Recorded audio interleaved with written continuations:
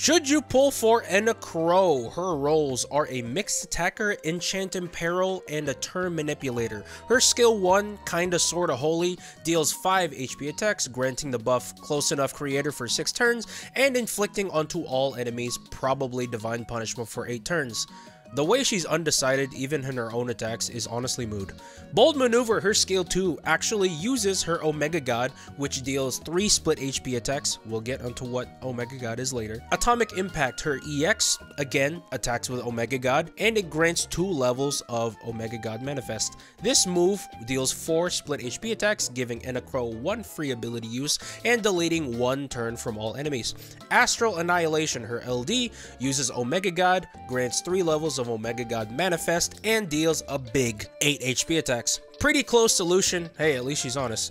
Her FR attack will delete 1 turn from all enemies, and while it's active, whenever anyone deals Elemental Weakness Brave damage, they get a party HP cap up of 50%. Finally, Creation and Destruction, her BT, lasts for 6 turns, granting the party an HP cap up of 30%. Also, both Holy and Dark Enchant. Lastly, one fun effect that it has, whenever you're dealing HP damage, Enna Kros' BT will round up the last 5 digits. To give an example, if an HP attack originally deals 129,988, why did I do that? It will now deal 200,000. Enna Kros' buffs and debuffs. For Close Enough Creator, if Will for World Destruction is active, Enna will have a 20% chance to fill her EX gauge to max after acting. If Will of World Destruction is inactive, she will have a Self, Holy, and Dark Enchant. What is Will of World Destruction, you ask?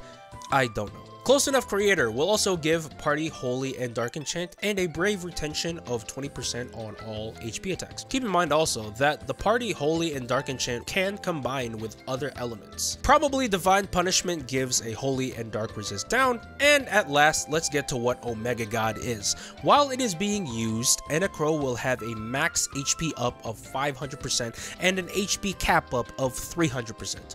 For a bonus, if Enna Kros is currently buffed with Omega God Manifest, the Omega God will come out with maxed Brave. Enna Kros Force Conditions. You get a 20% each for using a Holy and Dark ability. The third condition gives a 40% whenever anyone is dealing HP damage exceeding 100% of their max Brave. Her pros. Enna Kros' DPS ceiling is among the highest in the entire game. I've even seen burst phases with her that have reached 1 billion damage. Bring a support unit to max out her damage output and watch bosses disintegrate. Having turn deletion in her kit is also nice to have, as Enna Kros really has no defensive capabilities herself. Let's also talk about the fact that she finally has party Holy and Dark Enchant. It was a fairly big issue back then with her LD and FR reworks. Thankfully, it's fixed now. Next pro, if you recall, one of Enna's buffs gives her a small chance of refilling her EX to max after acting. Guess what? That effect is also in her LD call. The unit using that call can also have the ability to refill their EX after acting. And lastly, for people who like seeing clean and even numbers, Enna Kros is the perfect gal for you. It's one of those oddly satisfying things to look at. Let's move on to Enna's cons.